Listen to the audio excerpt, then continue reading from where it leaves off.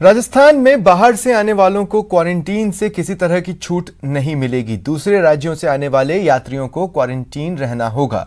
Flight या train से आने वाले यात्रियों को कोरोना रिपोर्ट नेगेटिव आने तक क्वारंटीन में रहना होगा। सीएम गहलोत ने कोरोना कोर ग्रुप की समीक्षा बैठक में इसका फैसला किया। समीक्षा बैठक में सीएम ने कहा कि सरकार आने वाले समय में नियमित फ्लाइट और ट्रेन के चलने से होने वाले संभावित संक्रमण को लेकर सतर्क है। राजस्थान में आने वाले समय में भी क्वारंटीन समेत स्वास्थ्य संबंधी सभी प्रोटोकॉल का सख्ती से पालन किया जाएगा।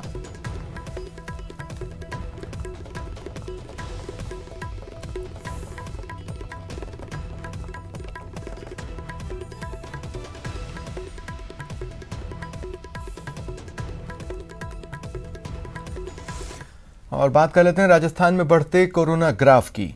राज्य में कोरोना पॉजिटिव मरीजों की कुल संख्या जो अब तक सामने आई है वो 7,100 हो चुकी है।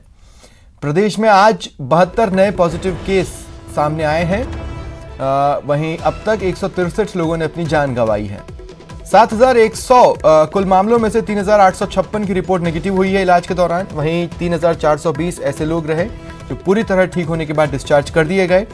अब तक 3,081 अब प्रदेश में कुल एक्टिव केसेस हैं जिन्हें ट्रीटमेंट दिया जा रहा है। आज ही 8 मरीज रिकवर हुए हैं, 7 लोग डिस्चार्ज किए गए। वहीं प्रवासी पॉजिटिव की संख्या देख ली जाए तो 1,701 है। जयपुर में सबसे ज्यादा 1,826 कोरोना के केस हैं। प्रदेश के 32 जिले कोरोना से प्रभावित हैं।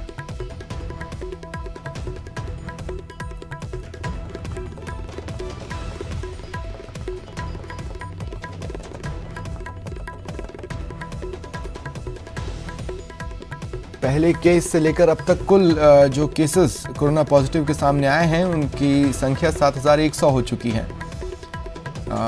ट्रीटमेंट लगातार चल रहा है और ऐसे में 3,420 लोग ठीक हुए हैं।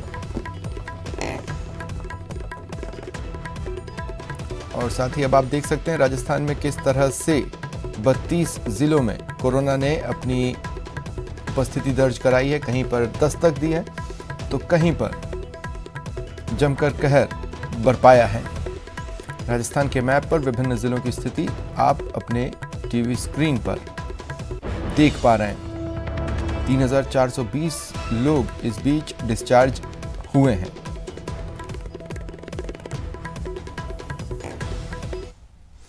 और मेरे सहयोगी मेरे साथ इस वक्त जुड़ रहे हैं। जयपुर से सौरभ गृहस्थी, बीकानेर से सतवीर सिंह, उदयपुर से कपिल श्रीमाली, अजमेर से अभिजीत दवे। सबसे पहले सौरभ, मैं आपके पास आ रहा हूं। कई सारी एक्टिविटीज़ शुरू होने वाली हैं। लोग स्मूथ रहें, आराम से रहें और परेशान ना हो, हड़बड़ाएं नहीं। किस तरह की कवायदें हैं राजधानी में?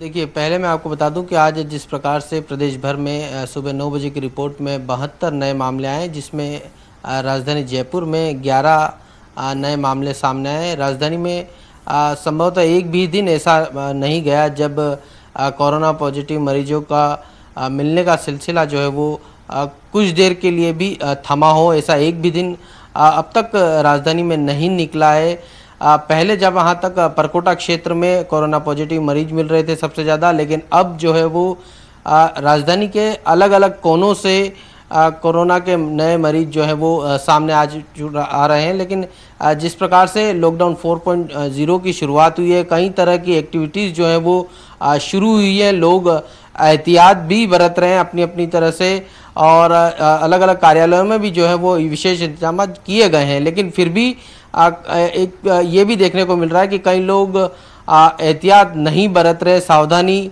नहीं बरतते हुए भी शहर में नज़र आ रहे हैं। कई जगहों पर मास्क लगाए हुए घूमते हुए लोग नहीं पाए जा रहे हैं। कुछ लापरवाही एक तरह से कहा जा सकता है कि वो नजर आ रही है। हालांकि सरकार की तरफ से लगातार ये कहा जा रहा है कि एहतियात बरतना ही बहुत महत्वपूर्ण इस कोरोना से लड़ने के लिए जरूरी होता है, लेकिन उसके बावजूद भी कुछ इलाकों में इस प्रकार की एक्टिविटी दिखती है जो ये बताती है कि अभी भी, क्योंकि जिस प्रकार से मामले राजस्थान में लगातार सामने आ रहे हैं, उसके बावजूद भी एहतियात नहीं बरती जा रही है। आज ईद का मौका है और ये पहली बार ऐसा होगा कि ईद के मौके पर लोगों ने घरों में ही जो है वो नमाज अदा की है। आज सुबह जयपुर शहर की कुछ मस्जिदों में नमाज अदा की गई, लेकिन वहां पर बहुत 5 लोगों को ही जाने दिया गया और वहां नमाज जो है वो अदा की गई। लेकिन जिस प्रकार से अभी की बात करें, ईद का मौका है, इस लिहाज से ज़्यादा एक्टिविटीज़ ना तो परकोटा क्षेत्र में देखने को मिल रही है, ना ही जयपुर के अन्य क्षेत्रों में देखने को मिल रही है। इस कोरोना संकट के बीच अब भीषण गर्मी का दौर भी शुरू। ठीक है सौरभ, मैं आगे आपके पास आता हूं। सहयोगी बीकानेर से सतवीर मेरे साथ हैं और वो मुझे बताया जा रहा है कि उनके साथ कोई गेस्ट भी हैं। जी सतवीर।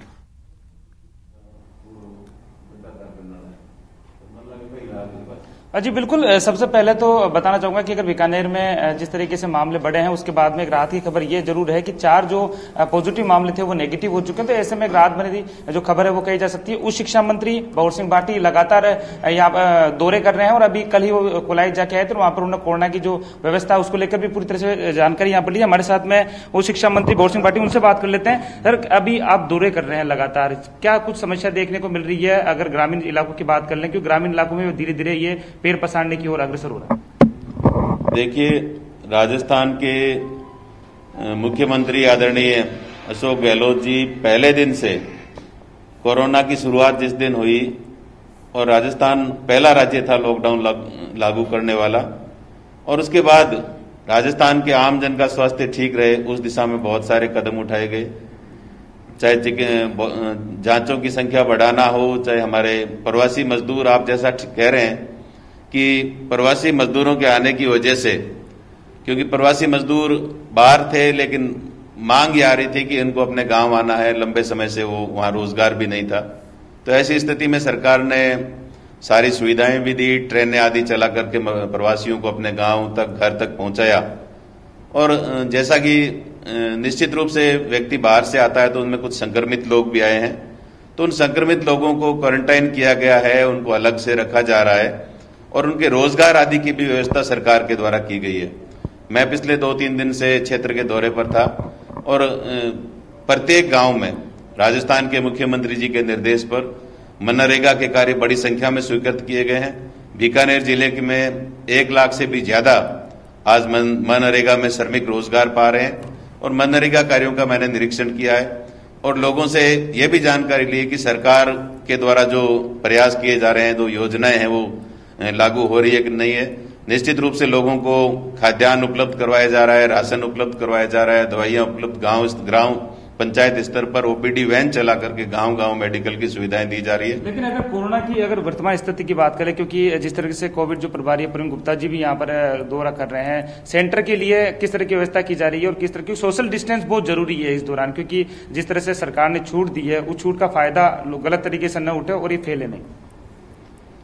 देखिए, मुख्यमंत्री जी रोजाना जिला कलेक्टर्स की मीटिंग ले रहे हैं, पूरा राजस्थान का फीडबैक नियमित रूप से वो ले रहे हैं। प्रभारी मंत्रियों को भी निर्देश दिए गए हैं, प्रभारी सेक्रेटरीज जिलों का दौरा कर रहे हैं। तो सरकार हर स्तर पर फीडबैक ले रही है और उसके समाधान के लिए कोरोना से हम किस प्रकार से लड़ सकें, क्या कमियां आ रही है, उन कमियों को भी सुधारा जा रहा है। किसानों के फसल बेचने के लिए सोशल डिस्टेंसिंग को ध्यान में रखते हुए ग्राम सेवा सहकारी स्तर पर जो फसलों की एमएसपी की खरीद है उसके खरीद केंद्र खोले गए हैं। और निश्चित रूप से मैं कहना चाहूंगा कि एक बार जरूर इसका प्रवासी हमारे बीच में आने की वजह से कुछ कोरोना के जो संक्रमित है उनकी संख्या बढ़ी है, लेकिन ठीक होने वाले लोगों की संख्या राजस्थान में बहुत ज्यादा है। तो निश्चित रूप से आने वाले समय में हमारे मुख्यमंत्री जी के नेतृत्व में चिकित्सक, पुलिस, मीडिया, सब लोग साथ मिलकर के इस कोरोना की लड़ाई से हम सब जीतेंगे। बिल्कुल सब जीतेंगे। प्रवासी एक सबसे बड़ी जो समस्या ये भी बनी हुई थी, बाहर के जितने भी जो लोग आए थे उनमें ज्यादा संक्रमण की जो साफ तौर पे देखने को मिली थी। लेकिन इस दौरान जो किसानों की भी एक थोड़ी समस्या साफ तौर पे देखने को मिली, टिड्डी ने काफी प्रभावित किया है किसानों की फसलों को और किसान हैरान और परेशान साफ तौर पर नजर आ रहे हैं। तो उनके लिए किस तरह के, क्योंकि एक तरफ कोरोना और दूसरी तरफ टिड्डी दल, और जिस तरह से टिड्डी दल का प्रभावित जो क्षेत्रों में घुस रही है उससे किसानों की चिंता की लकीरें जरूर बढ़ रही है। देखिए, टिड्डी पिछले 1-1.5 साल से टिड्डी का जो आगमन है हमारे राजस्थान में और कई राज्यों में, गुजरात आदि राज्यों में, तो टिड्डी भी एक अंतर्राष्ट्रीय समस्या है। ये कई देश इससे प्रभावित हो रहे हैं और मैं समझता हूं कि टिड्डी के नियंत्रण का जो काम है वो केंद्र सरकार के, ये महकमा केंद्र सरकार के तहत आता है। हमारी राजस्थान की सरकार पूरी तरह से टिड्डी के नियंत्रण के लिए, हमारे मुख्यमंत्री महोदय ने पिछले साल भी टिड्डी आई तो उनके सफाई के लिए भी पूरा अभियान चलाया, उनको खत्म भी किया गया और किसानों की जो फसलें खराब हुई उसका मुआवजा भी दिया गया। लेकिन इस बार टिड्डी और ज्यादा व्यापक रूप में आई है। बीकानेर, जैसलमेर, बाड़मेर के साथ साथ जयपुर, टोंक आदि, मतलब राजस्थान के बहुत सारे जिले टिड्डी की गिरफ्त में आए हैं। तो निश्चित रूप से राजस्थान की सरकार। ठीक है सतवीर, बने रहें आप मेरे साथ। उदयपुर का रुख करते हैं, सहयोगी कपिल श्रीमाली भी मेरे साथ हैं। जी कपिल, क्या जानकारी है उदयपुर से?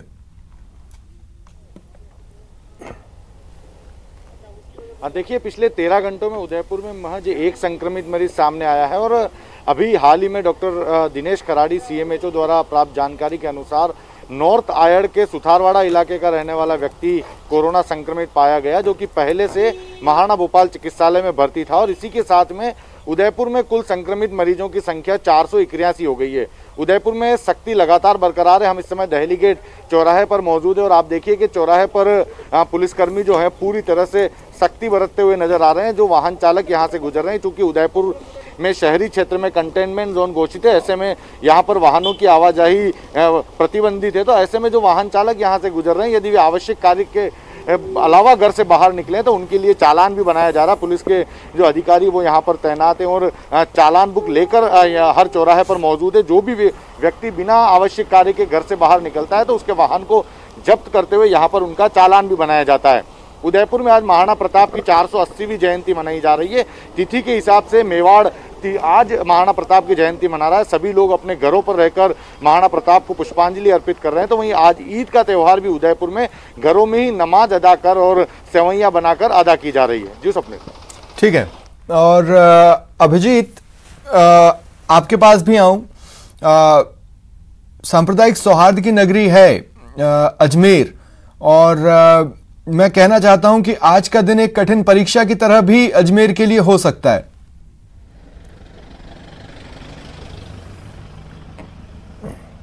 देखिए स्वप्निल, बिल्कुल कठिन परीक्षा के रूप में आज का दिन था। ईद उल फितर का पर्व मनाया जा रहा है, लेकिन जो है तमाम मुस्लिम भाइयों ने जो है जो तमाम जो अपीलें की जा रही थी और जो सरकार की गाइडलाइंस थी इस लॉकडाउन पीरियड में, उसका पूरी तरह से पालन किया है और अपने ही घरों में नमाज अदा कर एक दूसरे को ईद की मुबारकबाद दी है। और अब सेवैयों का दौर जो है वो शुरू हो रहा है। दरगाह दीवान के उत्तराधिकारी और उनके पुत्र सैयद नसरुद्दीन चिश्ती ने अब से कुछ देर पहले दरगाह में जो जन्नती दरवाजा आज खोला गया है, जो साल में महज 4 बार ही खोला जाता है, उस जन्नती दरवाजे से होते हुए मजार शरीफ पर चादर और फूल पेश करके दुआ मांगी है और कोरोना काल से मुक्ति के लिए जो है प्रार्थना की है। ये सबसे बड़ी बात ये थी स्वप्निल की, आज तब जो ईदगाहें थी, तमाम देश भर की जितनी भी ईदगाहें थी, वहां पर सांकेतिक रूप से जो वहां के केयरटेकर्स हैं उन्होंने ही नमाज अदा करके रस्म अदायगी की थी। शहर काजी जो है खुद तौसीफ अहमद सिद्दीकी साहब, उन्होंने भी अपने ही घर से नमाज अदा की है। तो ये कठिन परीक्षा का वक्त है। न सिर्फ जो त्योहार, जितने भी त्योहार आए हैं इस लॉकडाउन पीरियड में ईद से पहले, चाहे वो महावीर जयंती रही हो, चाहे चेटी चंद रहा हो, चाहे नवरात्र रहे हो,